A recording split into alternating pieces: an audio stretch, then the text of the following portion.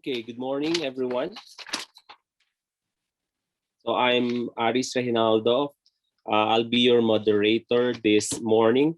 So you are on panel number 19, and the title of this panel is Designing Culturally Appropriate Social Services. We have three presenters today. I'll just run down the names of these presenters and the titles of their presentation.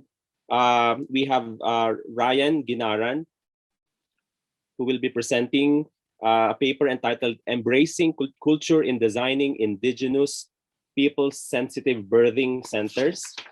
We also have Tyron Bayer, who has this paper entitled Realities of Social Services in the Indigenous Communities.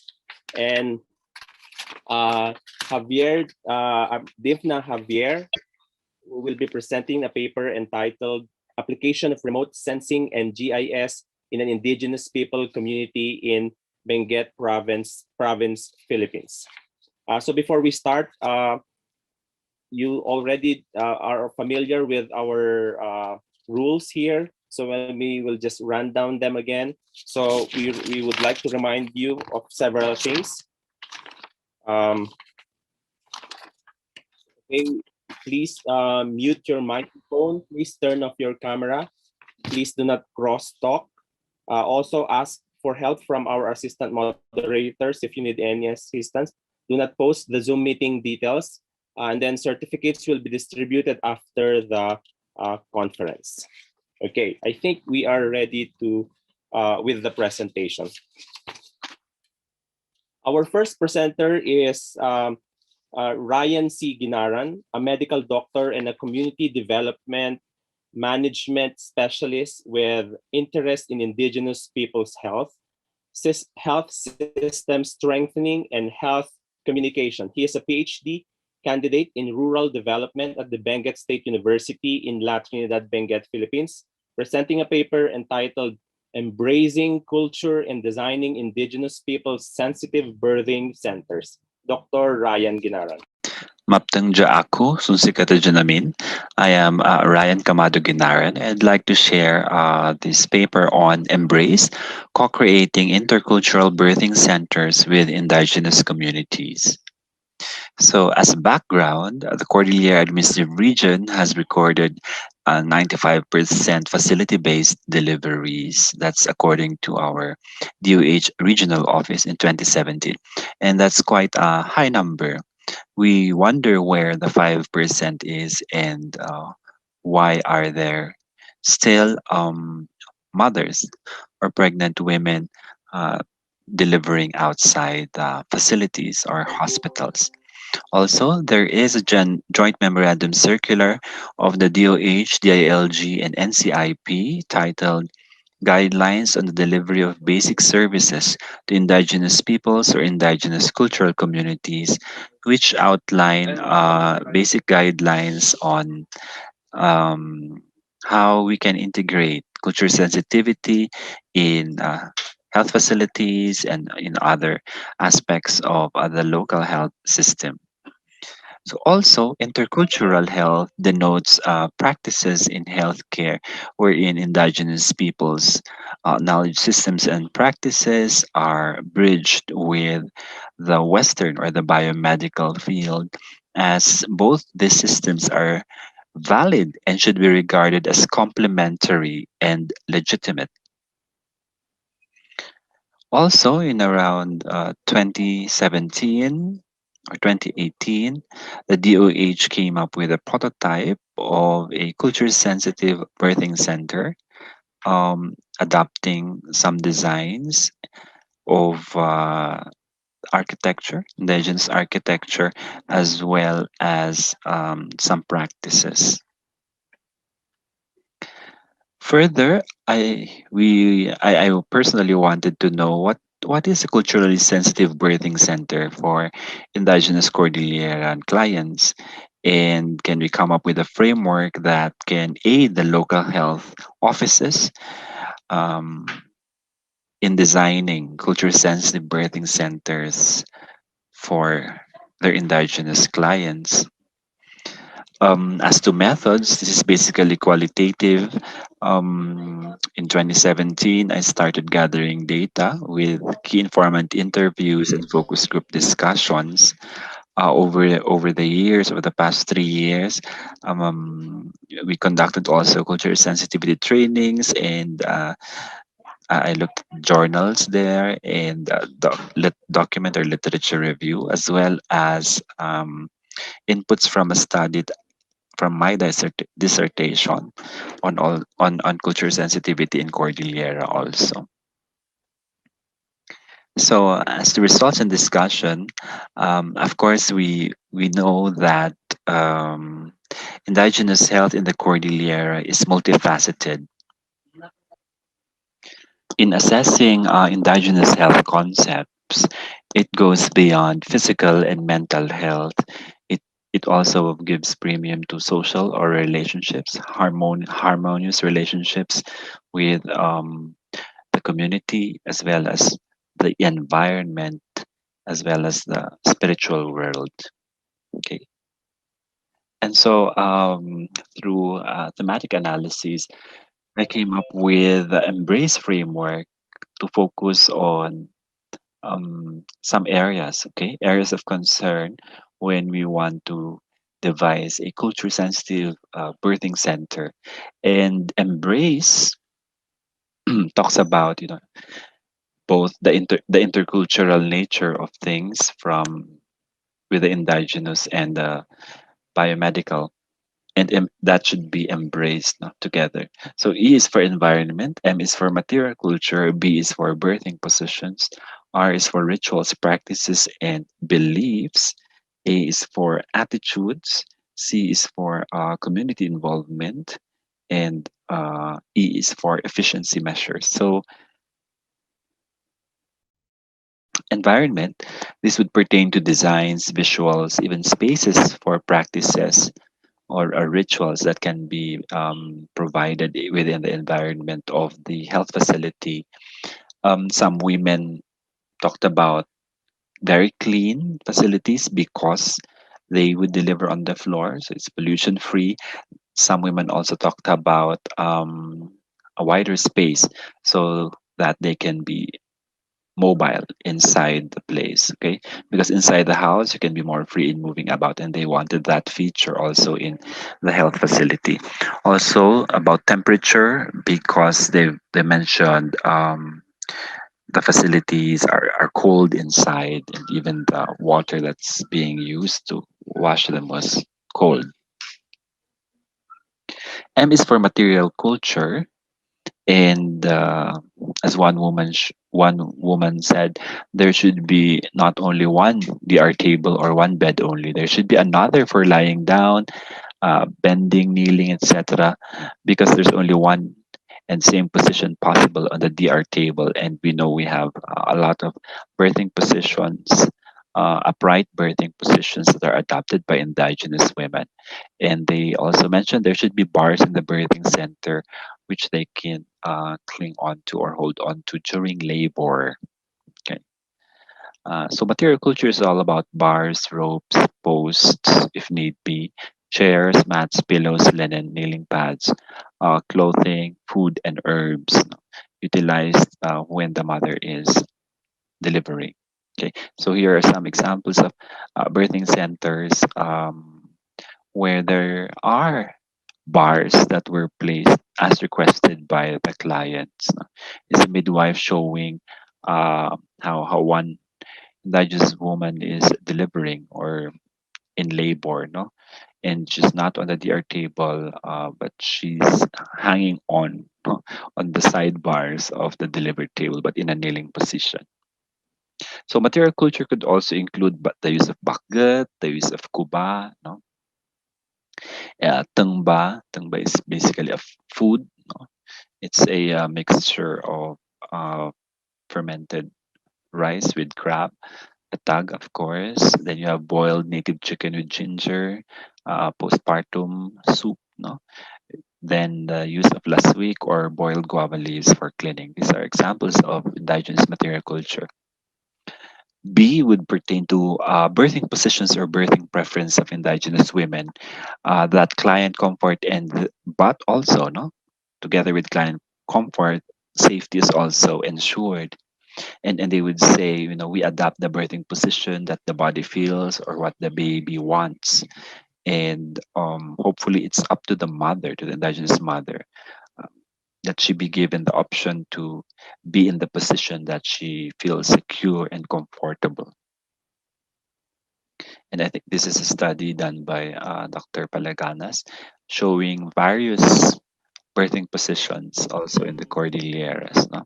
And these positions have also been mentioned by um, our informants, and that hopefully they allow this in the birthing center. R is for rituals, practices, and beliefs. For example, can the placenta be brought home, and not be taken by the facility? So the placenta is to be brought home to be buried because it is believed to be part of the baby. Mm, some facilities here in the Cordilleras allow this. They bring the babies to me. I breastfeed them. I think this is a practice of Langay for surrogate moms, or yeah, uh, wet nursing rather, not surrogate moms, wet nursing, which is an indigenous practice also.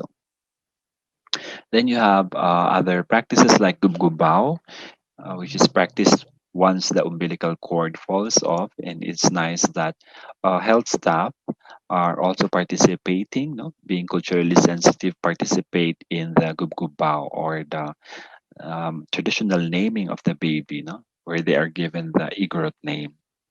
This is also apart from the baptism, the Christian baptism. Then A is for attitudes, which would pertain more for the provider, towards the provider issues. No? Provider sensitivity. These are statements being said by women. They even scold you sometimes. No? That the attitudes of the provider should be reflective of cultural awareness and competence. They should be nice and assist us gently. For some, they shout and insist what they want. And I guess this insistence should be examined if this is on particular cultural practices or so. And what is favored is a provider who knows and respects their culture and speaks the language. Also, the IEC materials are reflective of a culturally sensitive attitude of the healthcare providers. C is for community involvement, meaning the participation of people from the community and from their families. Right? So, are they allowed to get in the facility um, and accompany the mother when delivering? Because there are times that you want a certain person to enter the delivery room. However, there are times when they do not allow such, as claimed by an informant. I looked for my husband, but it was my mother who came, so it was her that I clung on to when I delivered at the hospital. And at least they allowed someone to be with. Also, our traditional healers, no? Can they perform rituals if needed in the health facility? And is this allowed? And do we provide the space for that?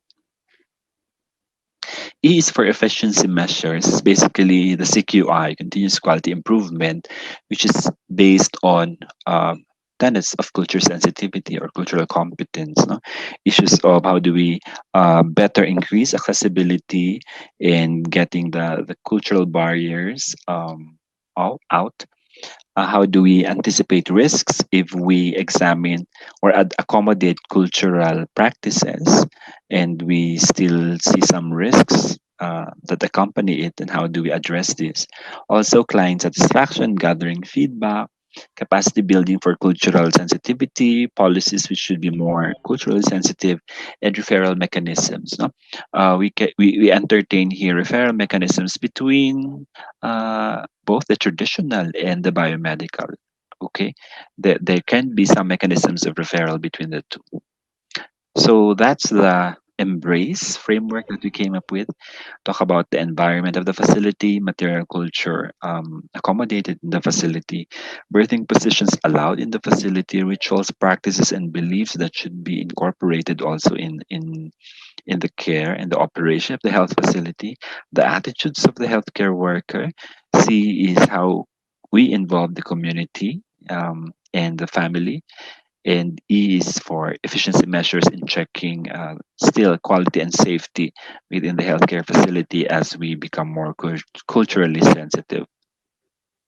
Also, recently, 2020, and this is related to the Embrace framework, we came up with the 6 C's of culture sensitive action, which would involve one, looking into the character of the health facility, okay, so that the fields, no, um, of the indigenous mother, no, when she's in the facility, she would feel comfortable and she belongs. And these are really the environment, the designs, the visuals, etc. C, another C is for count. If we are tracking and disaggregating data about these indigenous women, indigenous mothers, so that we can program, no? We can have a more targeted program for them. Another C is for closeness, which talks about how do we reach out to them physically, geographically, where are the health facilities built? Is it near the community, accessible to them? Another C is for communication. It's basically the linguistic strategy so that our clients would feel that they are understood. You know. And another C is for that community involvement I've mentioned a while ago. Also in the design and operation of the birthing center, if they participate, okay, so that they would feel they are co-owner and they're active partners of the health facility. And sixth, which I guess is more important and where innovation can come in really, is the context and care, the social cultural aspect or the social cultural context.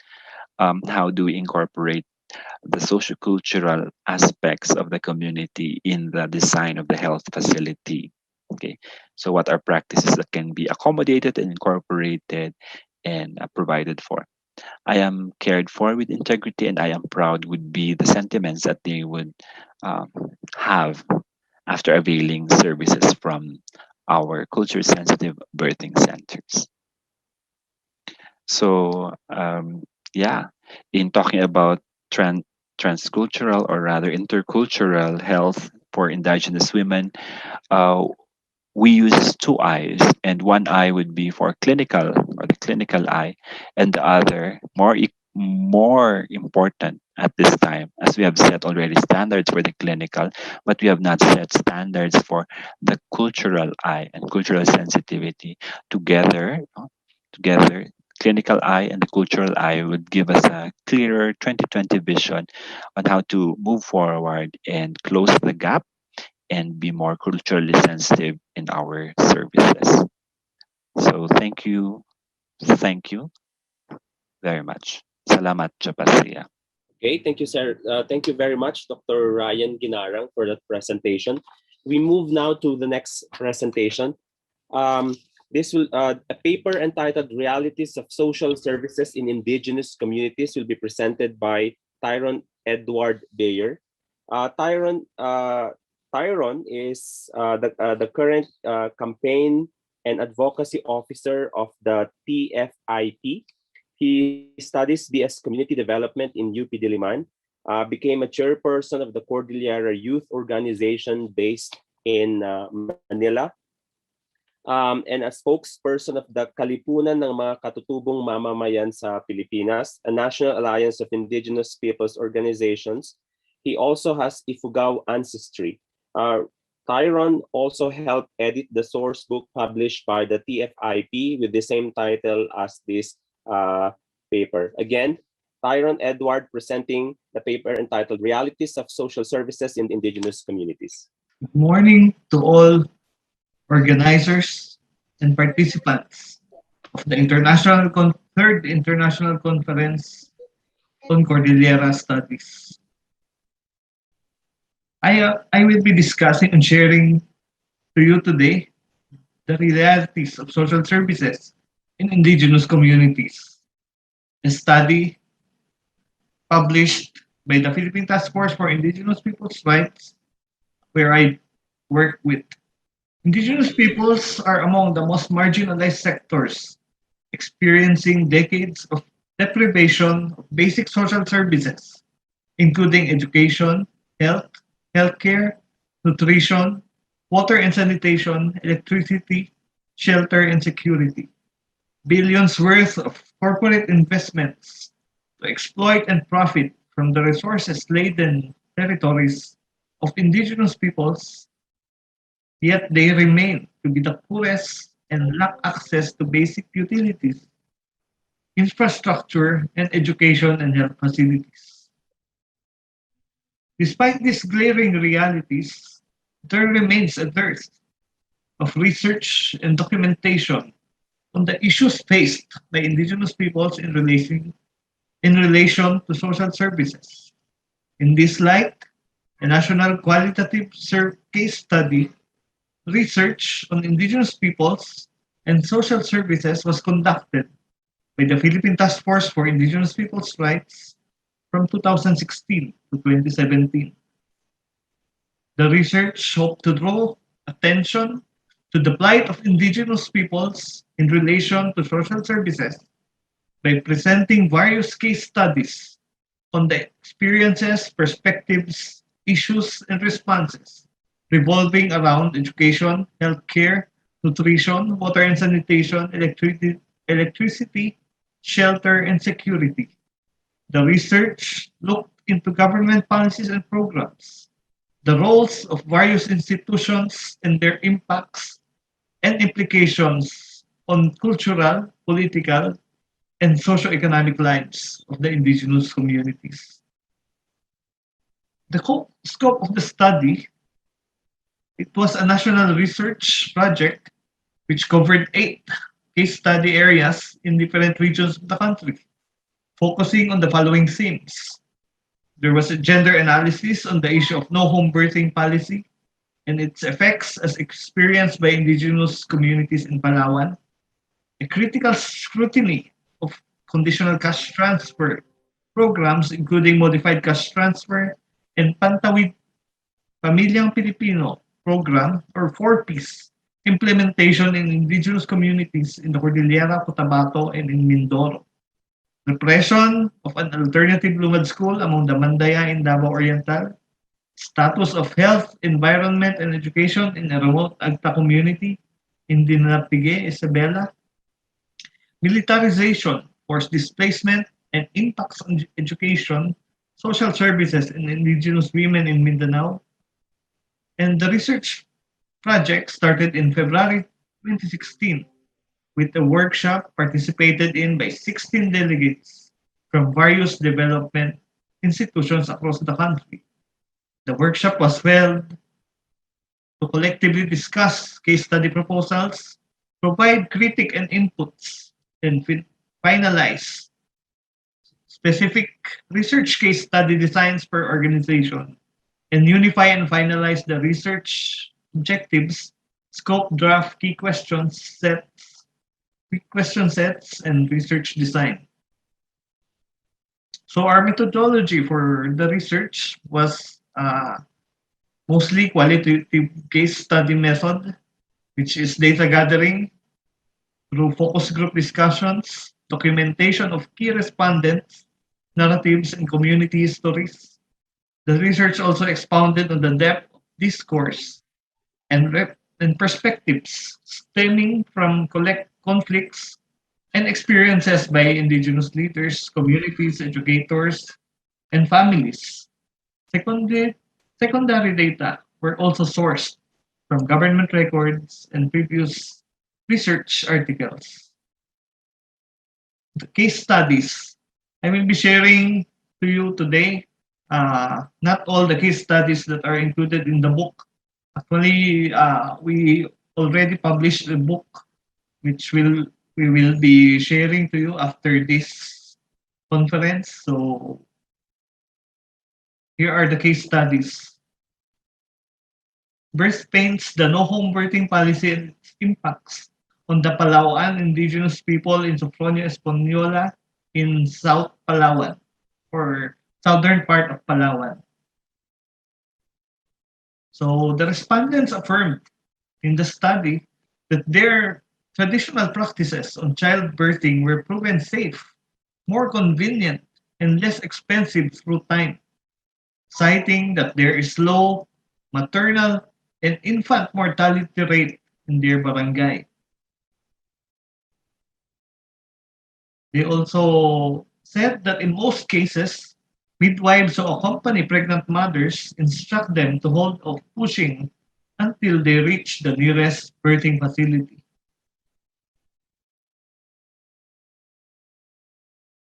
Government health facilities are lacking and undermanned. Moreover, bad road conditions and the far location of the RHUs or rural health units and barangay health centers make it difficult to implement NBHP or the No Home Birthing Program. And the implementation of the policy is also prone to exigencies of the current political climate. The NBHP has become an additional burden to the Palawan IPs, especially since the policy is blind to their conditions and is actually a stopgap solution to the graver and systemic problem that haunts the country's health system, which is worst in indigenous communities. Indigenous Palawan mothers refuse to give birth at the hospital because it violates their established culture on childbirth. Due to the NBHP, the rights of the IPs are disrespected, including their right to be recognized as licensed traditional pilot. The NBHP fails miserably in considering the condition of the IPs who experience extreme poverty. Because of the policy, IPs are forced to the wall by stripping them of their right to give birth at their homes, which is a more economical alternative to facility-based delivery.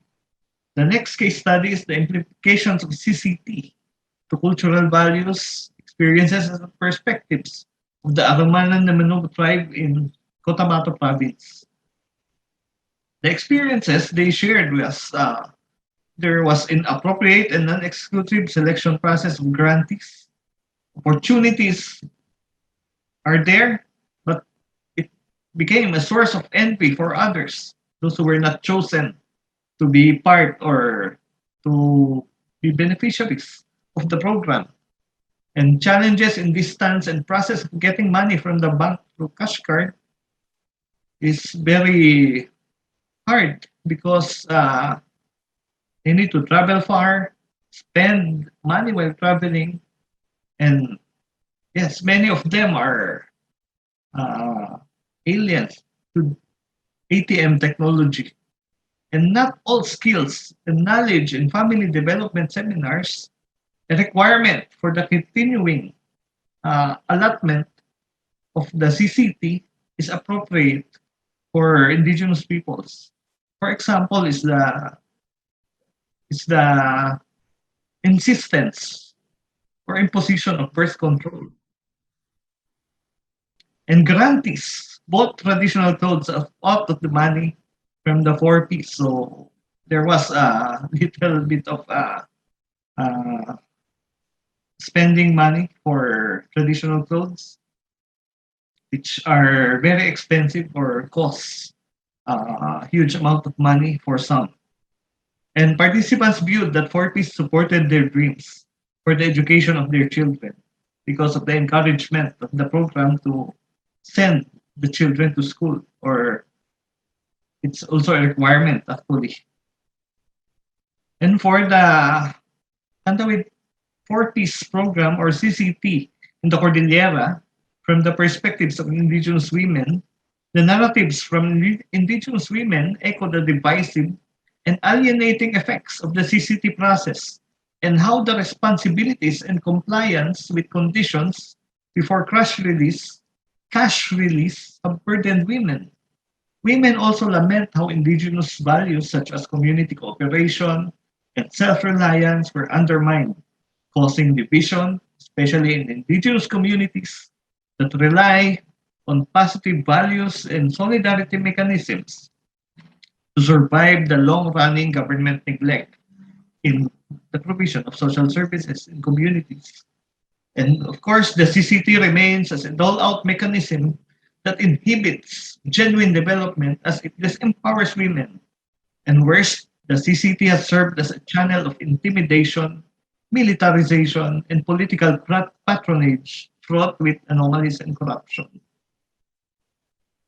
The picture here is a comic strip, which is in the Ilocano language, but it tells about the husbands of the wives or of the women who are direct for peace beneficiaries are talking about cleaning the road, which is one of the requirements or one of the expectations of the uh, PSWD or the Municipal Welfare and Development Office that facilitates the distribution of 4Ps or CCT. So they tell that they clean the road or the pathways even without the CCT program, and they do it through cooperation. But now some of those who were not included in the CCT program don't want to clean anymore because they said that oh, it's the duty of the CCT beneficiaries now. So one man said here that the angkas, which is indigenous practice of the Kalinga, is no longer it's no longer applied in the when the CCT came or when the CCT uh, and NCCT as instrument of pacification and state control for the Mangyan. It, it says that results showed in their study that conditional cash transfer programs have a more insidious effects on the social, political, and economic structures that underpin Mangyan communities. Over and above the weaknesses and anomalies documented here and elsewhere on the implementation of CCT's structural impacts, which are often overlooked in favor of measurable indicators, are more often than not overlooked. And of course, there's the uh, element of pacification due to the counterinsurgency uh, characteristic of the program, beholdenness to a benevolent state, and disintegration of indigenous community structures, and of course, the encroachment of market forces from outside the community, and of course, the illusionary sense of agency.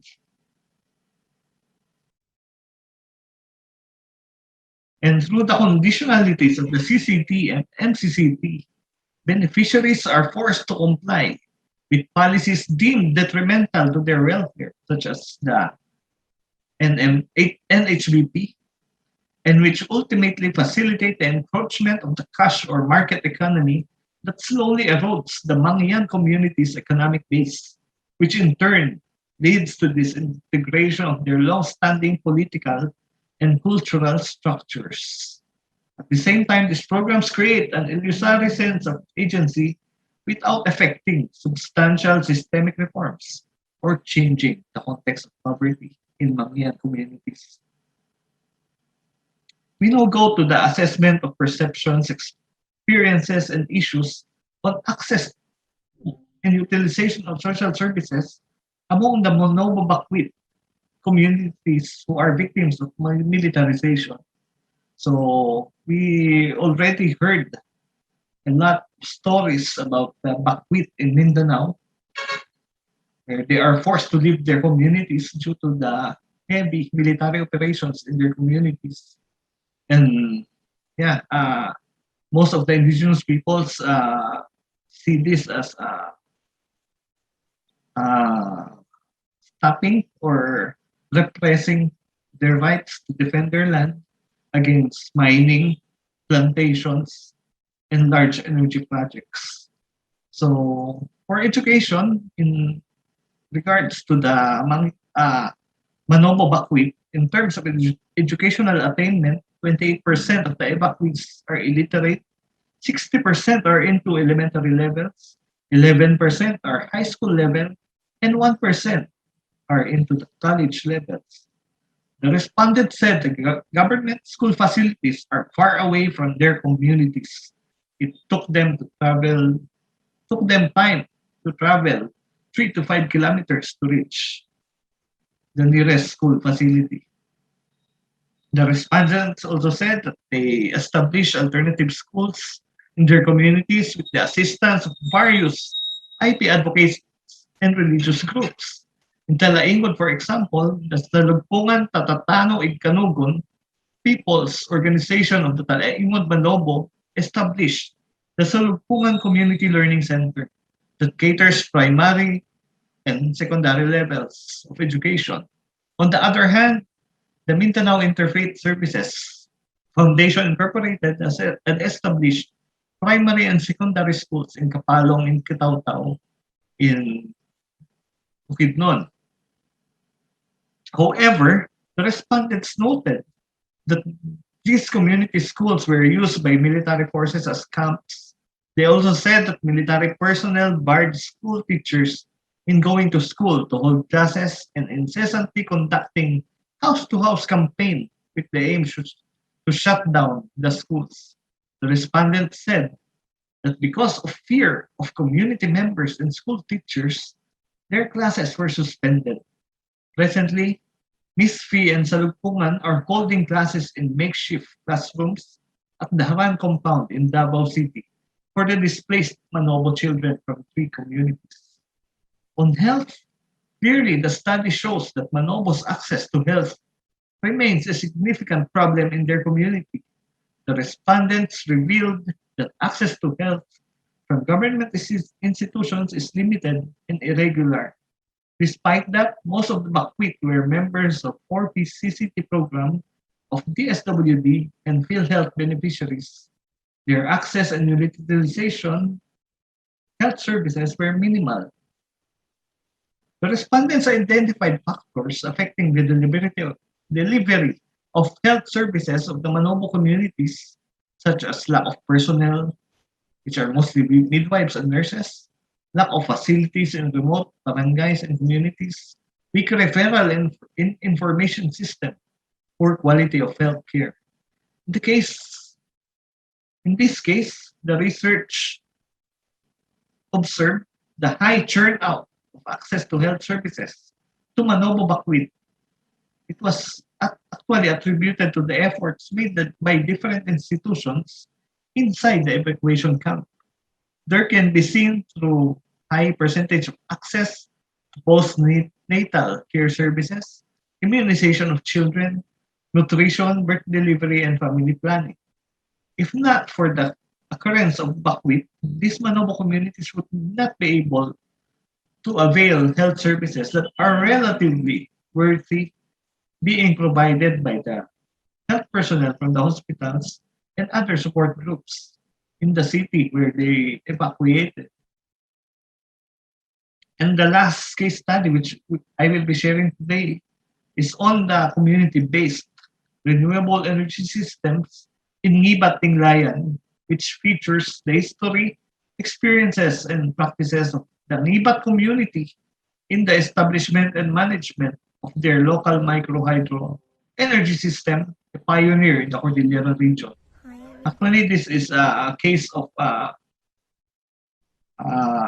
of a people or a community uh, initiating their own, their own needs or their own services for their community. It looks back the struggle of the Kalinga people against large dams that threatened to destroy their land and life during the 1970s, which led the Butbut people to establish community-based renewable energy systems as part of the collective community response against corporate control. The narratives reveal the inherent and ingenious capacity of the community to develop and manage their own social service institutions in order to increase their production capacities and food security, thereby debunking the need for corporate and large-scale energy sources. The Sibres not only became the source of rural energy, but served as a medium strengthening local community organizations to collectively protect their environment and harness their local resources. The case study reveals the crucial role of community organizing and promotion of indigenous natural resource management systems in the effort to establish and develop self-reliant social services institutions against corporate encroachment. So here are our conclusions and recommendations. The research project and the case studies as a whole not only showed the long-running deprivation of social services for indigenous peoples, but also efforts by the government to provide amidst the clamor. However, government programs that provide services are either lacking in quality or are not appropriate to indigenous people's cultures, beliefs, and level of modern literacy and knowledge of laws. People's efforts to provide for themselves are often attacked and repressed by government agencies, security forces, and big corporations. No one should be left behind, and programs targeting indigenous peoples as beneficiaries must be made understandable to them. Consultations and discussions with them before carrying this out will do a lot of good. Nothing about us without us includes proper information understandable to all. People's initiatives with assistance from civil society organizations must be viewed as a complement to whatever the government's programs already have. Subsidies or budget reallocation for these are highly appreciated and attacks against them should stop.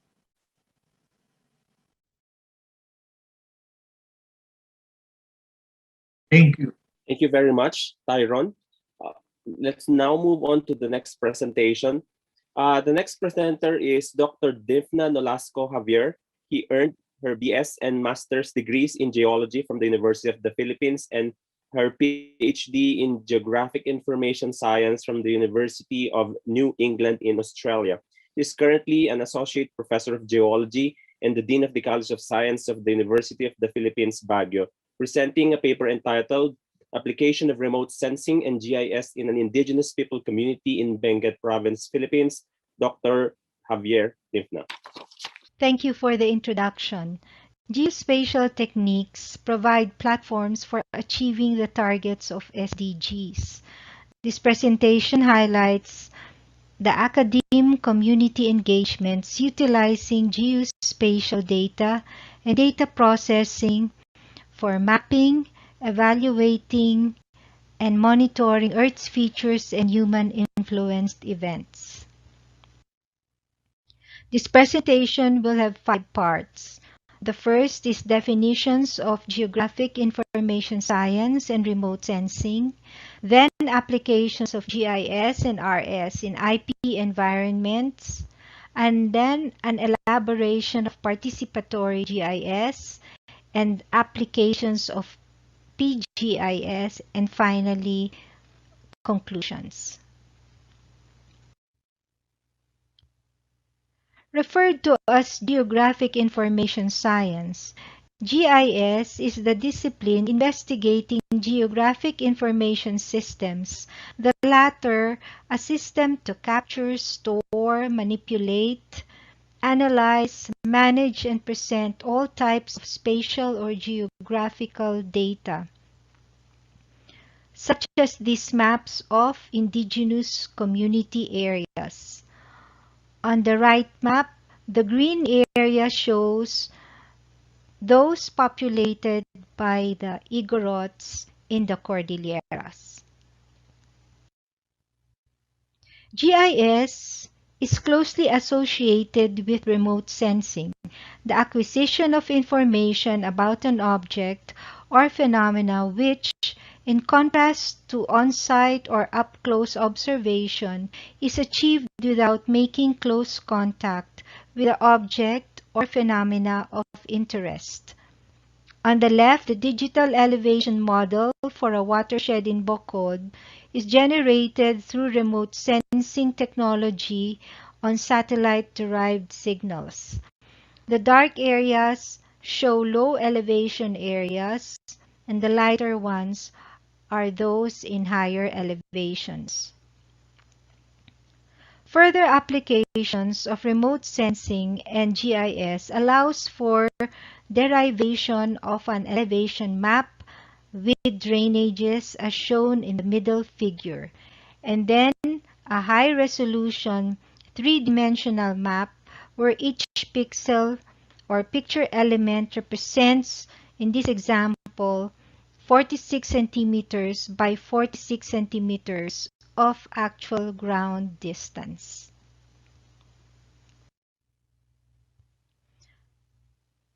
Let's now look at some applications of RS and GIS. GIS-generated maps can help local communities to visually track and recognize changes, trends, and patterns of infections of COVID-19, for example, and other local data sets and other broad data sets that differ over time. Such example is this map generated by colleagues from the Department of Mathematics and Computer Science using data from the Baguio City Health Office, which was posted online. Such information guides planning and tracking disease intervention initiatives, or when issuing and updating travel advisories for informed decision making. The red areas show the highest cases in the northwest corner. GIS and RS are also used in land use planning to provide a framework for the development of a project before development even officially begins. It helps anticipate the future of a particular area, which allows developers to implement an infrastructure that may act as risk mitigation. It can assist to institute measures to mitigate climate change. It can serve to promote environmental protection and improve use and conservation of natural resources. In an earlier work, we overlaid average tracks of typhoons that instigated landslides. These are 32 typhoon tracks shown here and documented from year 2000 to 2013. This map confirms that rainfall-induced landslides may be triggered by typhoons that directly cross or do not landfall over the Philippines. All are thus enjoined to prepare and stay vigilant in the event of an impending typhoon, especially those that form at these latitudes. One of remobilized rainfall-induced landslides in La Trinidad is outlined on these two figures. The one on the left was shown from open access satellite imagery in 2006. The yellow dashed area on the left, as shown here, outlines the landslide observed during that time. The figure on the right is imagery taken in 2009 after the Typhoon Pepeng, whose international name is Parma and which made landfall 3 times over northern Luzon. The yellow dashed area shows how the old landslide was remobilized and even expanded to a much larger area. RS and GIS can monitor land use and land cover change, the expansion of cities and dwindling of green spaces, among others. Estoque and Murayama studied surface urban heat island effect in Baguio UHIs and global warming due to global climate change can both increase energy consumption and greenhouse gas emissions, affecting air and water quality as well as human health and thermal comfort. With increasing urbanization, shown by the increasing red areas through these time series figures, more natural lands were converted into impervious surfaces, which in general reflect less and absorb more of the sun's energy. The UHI effect is further aggravated by the loss of urban green spaces.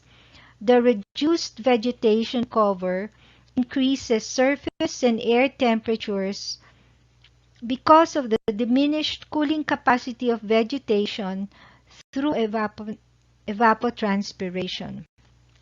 Additionally, with reduced urban green spaces, air quality in urban areas may likewise decrease as this translates to lesser oxygen that could absorb harmful gases and pollutants.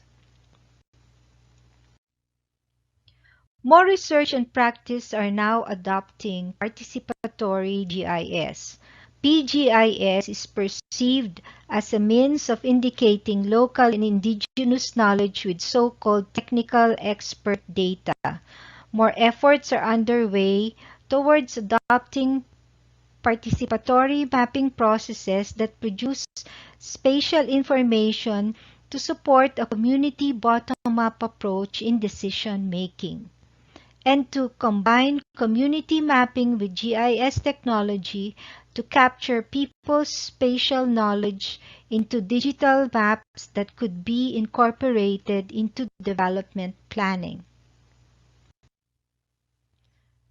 Predisposing geologic features, together with high rainfall and human activities, have placed the Tublay municipality in Benguet at high risk for landslides and related hazards. An updated and higher resolution landslide susceptibility map could thus potentially aid in decision-making related to emergency measures following disasters, or in the conceptualization and design of rehabilitation and mitigation measures. With interpretation of maps, aerial photographs, and satellite images, complemented with field surveys and review of historical archives, we resorted to key informant interviews in generating a landslide inventory. Although informal, key informant interviews were essential, especially in identifying landslides that over the years may have been covered by vegetation or by infrastructure. The presence of the KI during field surveys was instrumental in at least four functions. One, introducing the field team and the research to stakeholders. Two, communicating in the local language. Three, advising about safe access routes to landslide-prone and stable areas. And four, identifying old landslides. The KIs provided vital assistance in building an accurate landslide inventory on which subsequent spatial analysis was based. The output is shown on the right. The red and orange areas were modeled to have high to very high landslide susceptibility. The project of Tenorio and Gonzalez in 2013 was dedicated to community mapping activity of root and tuber crops. The nutritional content of root and tuber crops was recognized to help improve malnutrition, especially in impoverished communities.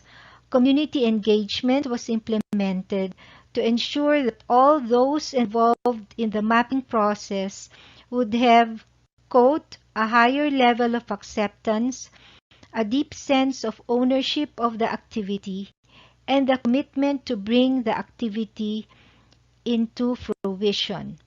The community was asked to draw the household, streets, landmarks, and the location of root and tuber crop areas on extant barangay maps. The latter were sketches, drawings based on perceived location of roads, rivers, and sitios surrounded by mountainous areas. The satellite image printed on a tarpaulin was then shown to the participants. At first, the people expressed their inability to interpret the image and their perception that it was an abstract picture.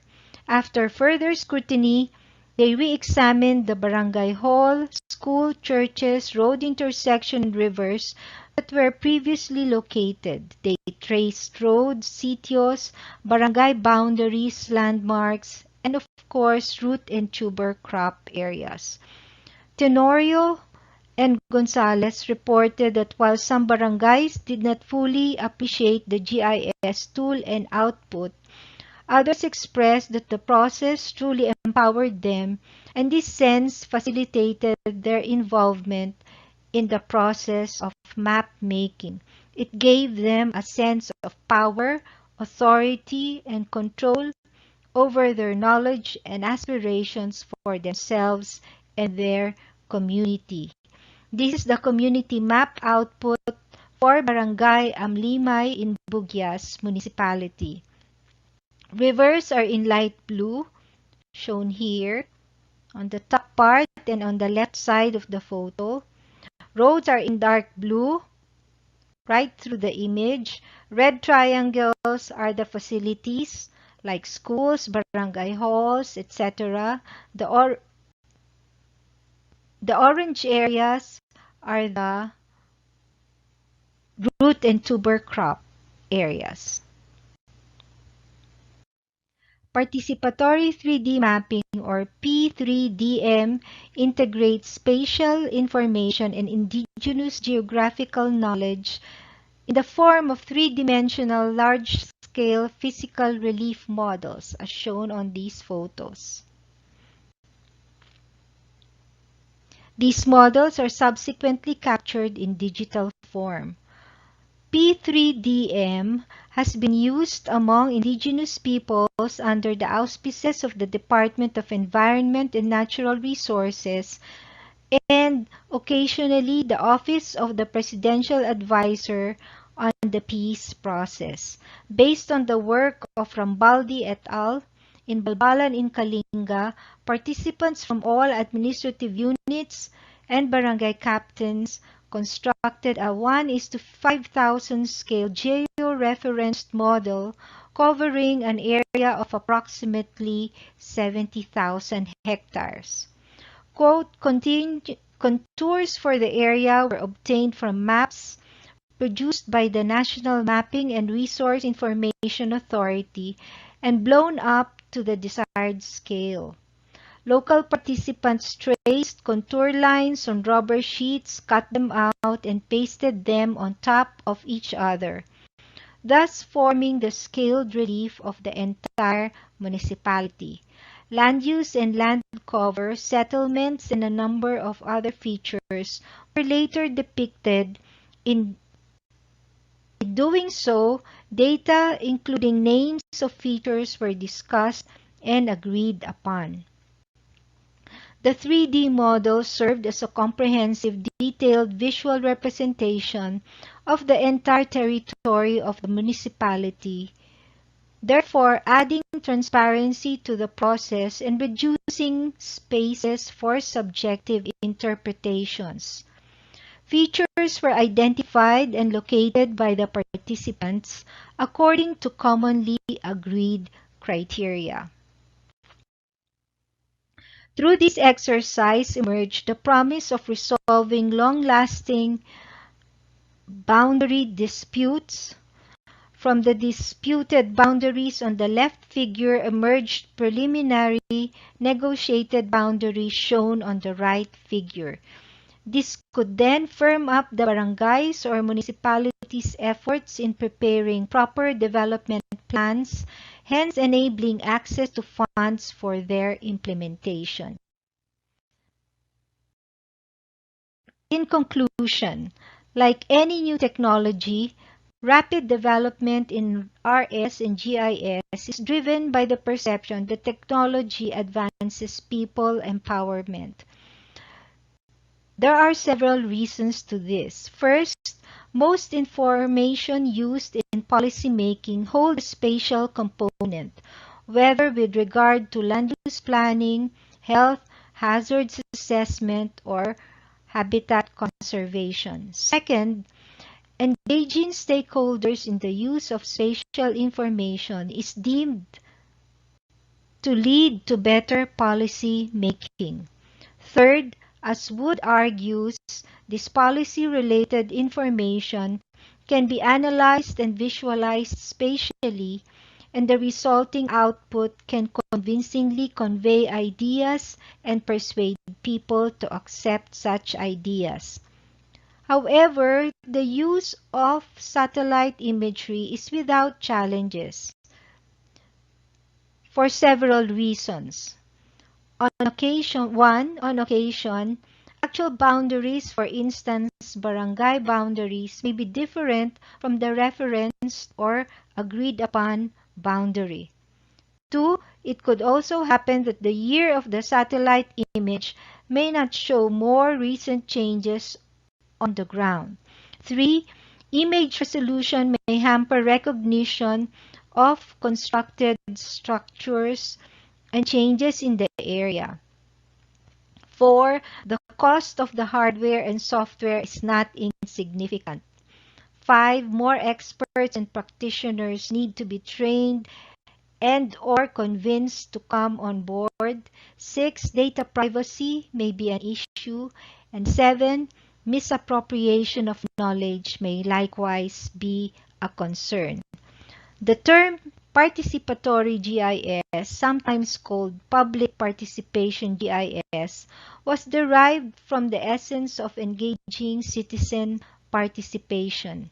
PGIS widened the notion of participants or users to include the public and particularly marginalized groups, including indigenous peoples. Its effectivity has been tested, however, on the ground. Still, this needs further validation as varying socioeconomic conditions, different cultures, and diverse environmental conditions may affect attitudes towards the adoption and implementation of RS and GIS or PGIS. We in UP Baguio are open to partnerships through the Cordillera Studies Center, Knowledge and Training Resource Center on Climate Change Adaptation and Disaster Risk Reduction. Thank you. Thank you very much, Dr. Javier, for that presentation. So for this panel, 3 presenters have presented to us culturally appropriate social services. Ryan Ginaran presented to us a framework on how we can design Indigenous people sensitive birthing. Mr. Tyron Bayer also presented to us several case studies from different parts of the Philippines, showing us how the problems of how the social services are being administered to the indigenous community. And the last presenter, Dr. Javier, presented to us applications of the remote sensing and GIS in various aspects of the life of our indigenous people's community in the Benguet province. We are now open for the Q&A. So just a few reminders. We have the chat box, so you can write down or type the questions there, or you can also raise your hand using the icon. And then we also remind the participants to be concise and polite with their questions. In case there are no questions raised, then I'll just ask that question. Allow me to begin. I think there are several questions that have been encoded here already. Let me start by asking this. from an anonymous participant. How can the conflict between the so-called traditional beliefs on health, especially on birthing practices and Western science, be managed to benefit the birthing centers that you propose? I think this is directed to Dr. Ginaran. Sir? Thank you very much. Yeah, just like any service that's being provided, it should really be client-oriented. That is the basic question here. How client-oriented are our services, which are patterned not from traditional and indigenous models of care? So, what I would say, um, in response to that question is there should really be negotiation, always, no, cultural negotiation, and uh, yeah, the interculturality of it is missing here. For example, what I was expecting is if there is a government program being implemented in indigenous communities, what is their tool that they use to say that it's culturally sensitive? We have not developed any tool akin to a gender and development tool that comprehensive, and I would have wanted there's also a tool like that that really incorporates IP and community participation practices, etc. You know, we need an institutional tool like that that should really put premium into IP participation. Because again, when you talk about being culturally sensitive, it's very area specific and culture specific. It cannot be generalized. So this should be done at the community level. Thank you. Okay, thank you so much, sir. The next question is addressed to Dr. Javier. A question from Regina Reyes. How can local government units avail of the researches that you produce in order that this will be used in localities? Also, can you train communities to use these technologies? Nakamute pala ako. First, good morning everyone, and thank you for listening to the presentations this morning. The first question is, I think there is a lot of data already on the Cordillera studies. They are available. You can connect with us if you need access to some of the articles that are written about remote sensing and GIS done in Benguet communities or other indigenous peoples communities. There are many sources of GIS shape files, no, files. Like for example, NAMRIA is one, no, the National Mapping Resource and Information Authority. MGB is another. The Mines and Geosciences Bureau, the DOST, Department of Science and Technology, also hold some images that are available on file. So government agencies are a go-to institutions, if you wish, to access these GIS data. And I think almost all, for example, local government units who have comprehensive land use plans use GIS. So they should also hold a menu of GIS data and images. And then the second question is, can we train? We'd be very welcome to be invited by you and perhaps do some trainings or engagements or consultations with your communities. Because the University of the Philippines, being a national university, holds as its mandate is also delivering public service. So in this form, it's part of our mandate, and we will be happy to do this with you. Okay, thank you very much, ma'am. Any question for Tyron Bayer? Anyone from our participants?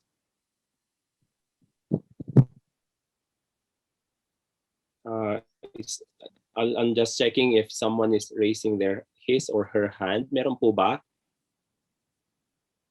Okay, mukhang wala. But so allow me to ask a question briefly to Sir Tyron. Sir, how can we reach the government in terms of this vast of information that we already have? How can you make sure na makakarating talaga sa kanila to and then action may be given by the government? Okay. So, syempre unang panggagalingan ng information ay sa mga communities mismo. At mas magandang sila yung lumapit sa government offices. Ang role siguro natin bilang academicians, development workers, civil society at mga government employees ay i-facilitate yung pagpunta nila, paglapit nila sa mga government agencies para hingin yung mga ganitong serbisyo. Pero yun nga, naman, may available services naman. Pero ang problema kasi yung pag-abot yung kung paano aabot sa indigenous peoples communities, lalo na sa malalayong lugar. Siyempre, halimbawa yung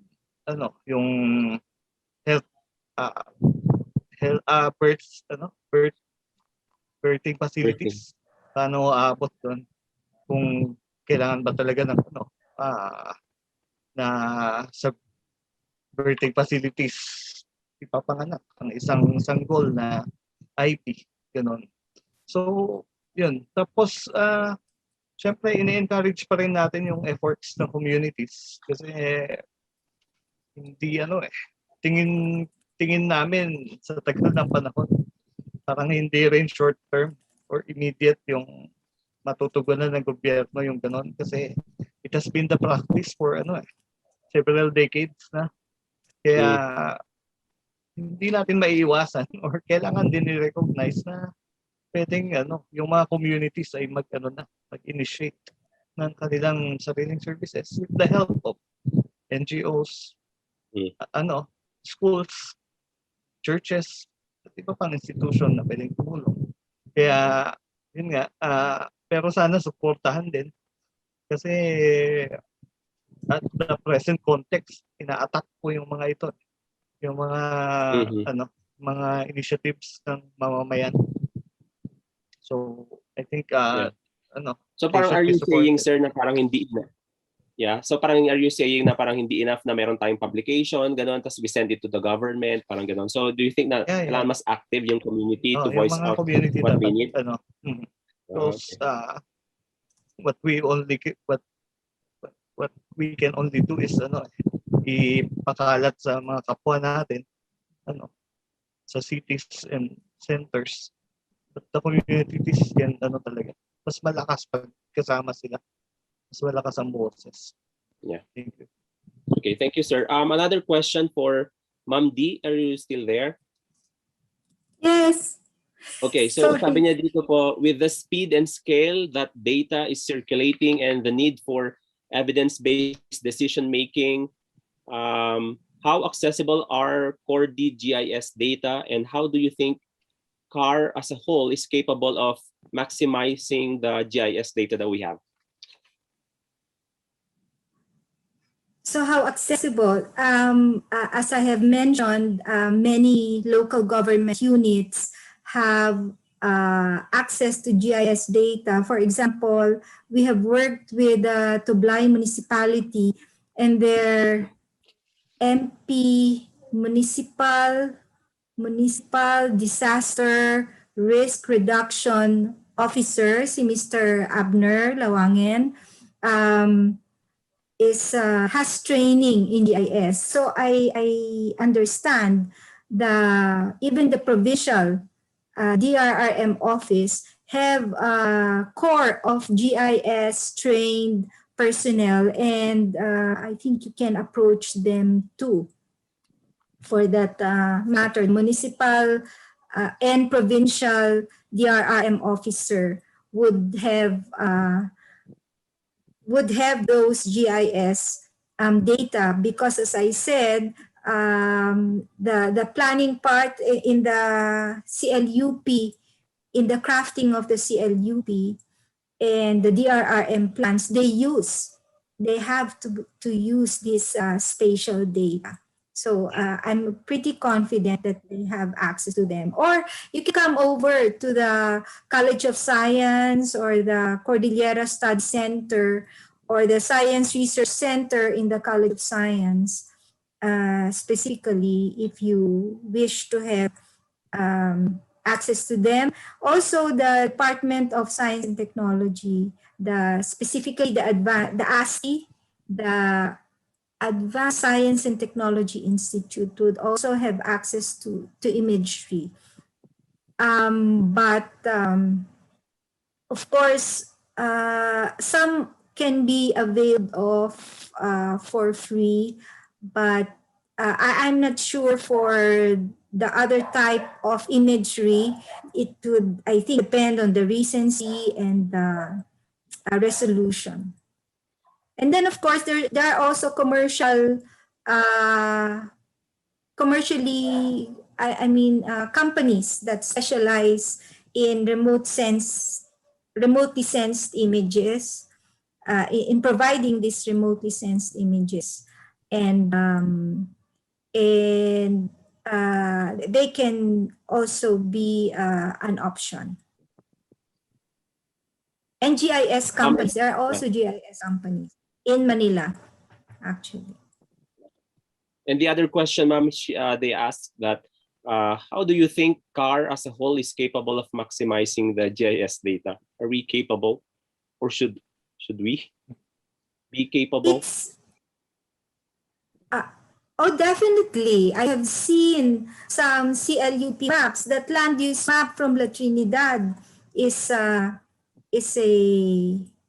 evidence that there is a capability. I have many examples from Baguio. They have a map of sinkholes in GIS, a map of faults, a map of health centers, no, or road systems, etc.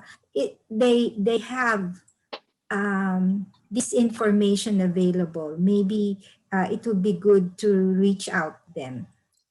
Okay, so thank you so much, Dr. Javier. Another question for Dr. Ginaran. The question is, what's the response of the local or provincial health leaders about your project of birthing centers? Or maybe did they respond at all? And how, if yes, how did they respond? Yeah, thank you. When it comes to facilities po kasi, DOH sets the standards. Then of course LGUs have the option to localize it. Meron namang may nakita tayo mga LGUs, no, who really respond, no. They integrate practices, they integrate yung mga use of material culture, the use of bars, for example. They listen to their clients. Yeah, sometimes these innovations contradict, no, the national standards set by DOH. So that's where the cultural negotiation could really happen, in that iba-iba po ang ideas din sa DOH, but in general they should be more accommodating, no. So yun, it's still a continuous negotiation, no. Kasi kung may national standards, these national standards are usually set for, Manila type of environment, flatlands, and the culture is not indigenous. So it's up to the LGUs to innovate and localize, and the regional DOH offices to support those innovations and lobby for those culturally sensitive innovations at the local level sa national or central office. Yeah. But in your case, sir, have you seen any specific response? Yeah. From the people that you interviewed, probably? Yes, we've seen basically some innovations already being set, no? Yun nga, yung pagko-construct ng mga handbars, wala yun sa standards ng national government, no? Kasi gusto ng mga babae nakaluhod habang nagle-labor, or may hinahawakan, may kinakapitan. So may mga LGUs na naglalagay ng ganon. Minsan, pag dumarating na yung regulation ng DOH, sasabihin nila bawal yan, bawal ito, bawal yan. Kasi stricto yung standards. So doon talaga nagko-conflict. Yeah. Okay. Just a follow-up question, nabanggit nyo kanina yung parang sa ritual. Meron na din ba kayo na-encounter na community na gumagawa na habang nanganganak yung babae tapos may gumagawa ng ritual sa labas ng facility, health facility? Yeah, anecdotal before. So ito depende kasi kung sino nag-head ng institution if he or she will allow it. In the lack of or in the absence of culturally sensitive policies, no, nagiging depende doon sa head of the facility kung i-allow niya or hindi. Meron before, no, in some hospitals, in a particular hospital, magsa-set up ng pwedeng dirty kitchen where rituals can be done, no, malapit sa labas pero sa tabi ng pasilidad. Meron din yung within the facility, no, depending on what practice inaalaw nila, no, pag may mga prayers or something like that, inaalaw naman nila. Depende kung tinitignan din kung harmful ba doon sa pasilidad or hindi. So may ganun. But these are anecdotal, and yun nga, it's a gray area na dapat, for example, Cordillera should be leading the discussions here kasi ang daming ganitong nangyayari sa atin. Thank you. Okay, thank you so much, sir. Any other question? Okay, meron pa. Bago ba to? 12:10. Yep. Wala na. Okay, mukhang wala na. So thank you very much, Tyrone Bayer, Dr. Dimfna Javier, and Dr. Ryan Guniran for a very fruitful presentation.